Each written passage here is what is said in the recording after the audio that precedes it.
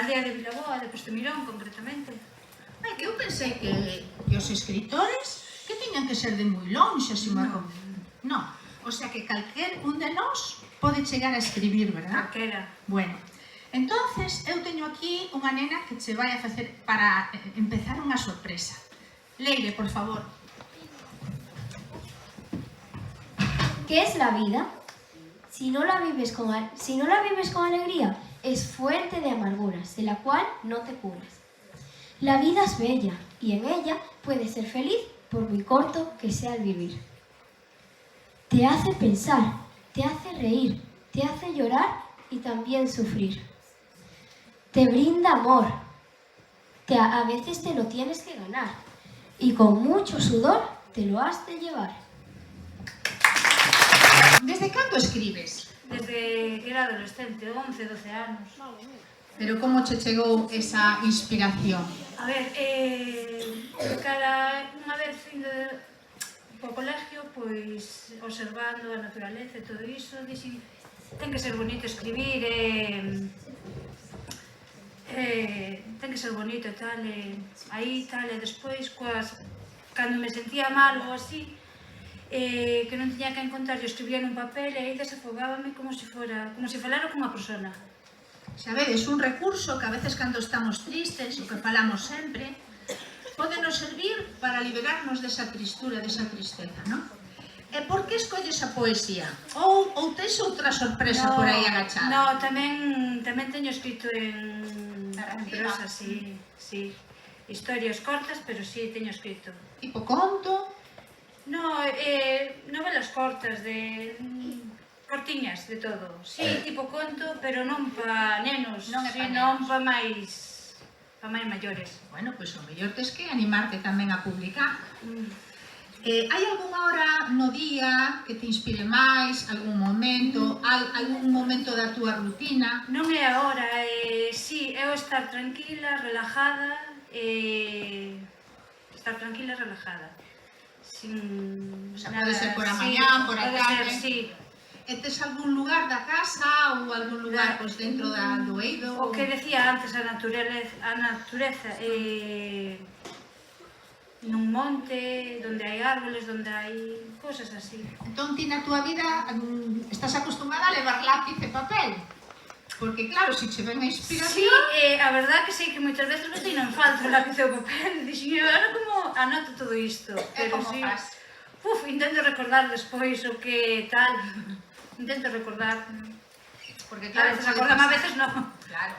Entonces, quen te animou a ti a publicar este libro? Pois mira, bueno, a verdad que o quixen facer moitas veces, o sea, faleino na casa moitas veces, cando empezaba así a escribir e tal, e dicíame, pois sí, cheguei a preguntar, pero nunca o fixen. E unha vez, falando con miña sobrinha que está aí sentada, díxome ela, Belén, estaba mal eu, e animoume, díxome que tú vales, eu me acordo cando tú hacías esto e tal, e non sei que, e aí díxeme eu, teño que salir adiante, foi gracias a ela. Quen é a sobrinha? Bueno, a que ten a nena no colo. A que lle debemos o terose aquí a Belén. Sí. Bueno, sei que hai un neno que quere vir aquí tamén. Diego, creo que tes unha sorpresa. Vamos a ver. Es un poema. ¿Qué es una poesía? La poesía es una frase de amor o son unas letras escritas, pero que siempre salen del corazón. Eso es la poesía. ¿Qué es la poesía? Es un misterio de la vida lleno de sentimientos. No es ningún juego. Eso es la poesía. ¿Qué es la poesía? La poesía lo es todo. La poesía es la vida. Expresarle el amor es un modo, eso es la poesía. Creo que Diego expresou perfectamente o que era a poesía. Tes algo máis que engadir? Ahora mismo creo que no, Porque está todo dito. Eu creo que no. A hora de ler unha poesía é moi importante poñerlle sentimento, porque se lees a poesía como que lee o Quijote, pois parece que a poesía non é tan bonita, non? E que pensa o teu entorno sobre o que ti faz? A ver, non expresan moito as súas emocións, pero sí me animan a... Sí, se nota que están contentos, o sea, sí, me animan. De feito, unha delas Gracias a ela estás aquí. Sí. Mira, o poema da páxina 9, que se titula Esa chica, lembras o poema? Sí. Esa chica a quen vai dirixido? A nadie en especial, saliu así, non sei, pensando. O sea, que calquera pode ser Sí, esa chica. sí, calquera.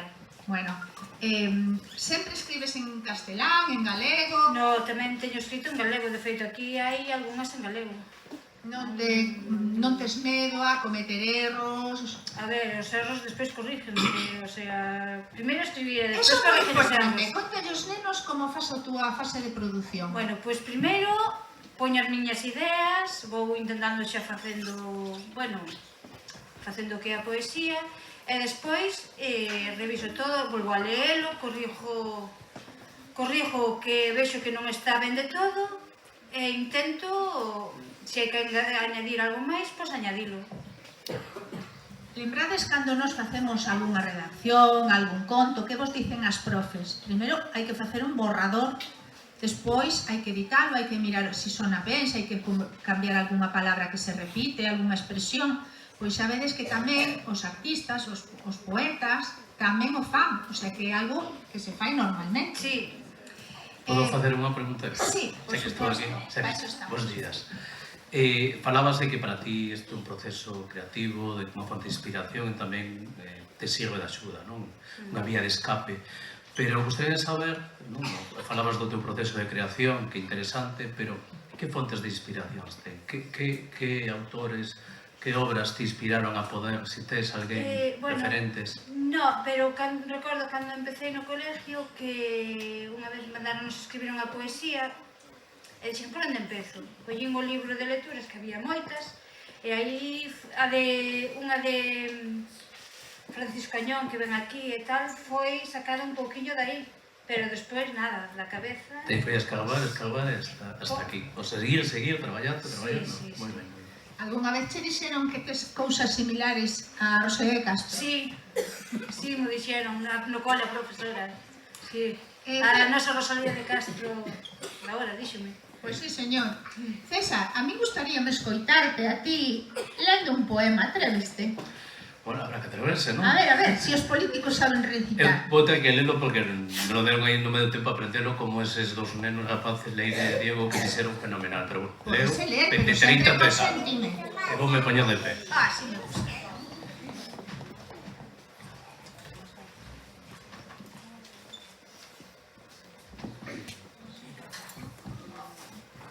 Mejor amigo.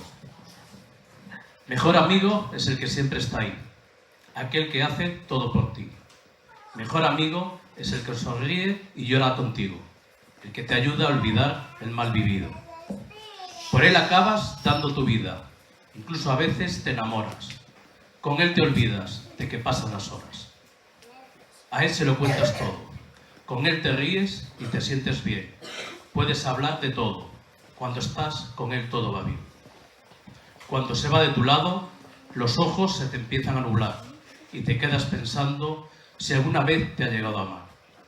Sufres porque crees que no te quiere o que sigue queriendo a su novia, pues si no es así miente, para no oírte decir que no le quieres. Entonces te quieres declarar y aparece un amor del pasado que te pide con cariño: por favor, espérame, pues yo no te olvido. Entonces te pones a pensar y tu cabeza comienza a dudar. El uno te hace sentir bien cuando estás con él. Soledad, dime tú, nube que me mojas, dime tú, sol que me abrasa, dime de lo que sabes de él todas las cosas, de dónde viene, a dónde va, cuál es su casa, soledad. Estrella que se apaga de día, estrella que se enciende de noche, estrella, tú eres lo que yo quería, estrella, tú eres lo que yo buscaba, soledad. En el campo, el grillo canta en el campo, para no oír las guerras en el campo. El grillo canta en el campo, bajo las tierras, soledad. Pajarillo, tú que estás enjaulado, pajarillo, tú que quieres ser libre, pajarillo, tú que quieres ser amado, pajarillo, pide lo que quieras, pide, soledad. Niño que se acuesta cada atardecer, niño que se levanta cada madrugada, niño que tienes mucho que hacer, niño, tienes que buscar la dueña de tu alma, soledad. Madre, tú que te levantas sin reproches. Madre, tú que lo haces y lo das todo. Madre, tú que me acuestas todas las noches. Madre, tú no te vayas, tenme en tu coro, soledad. Agua que va río abajo, agua que baja sin detenerte. Agua, enséñame un atajo, por el cual no puedas perderte. Soledad, soledad, soledad, soledad.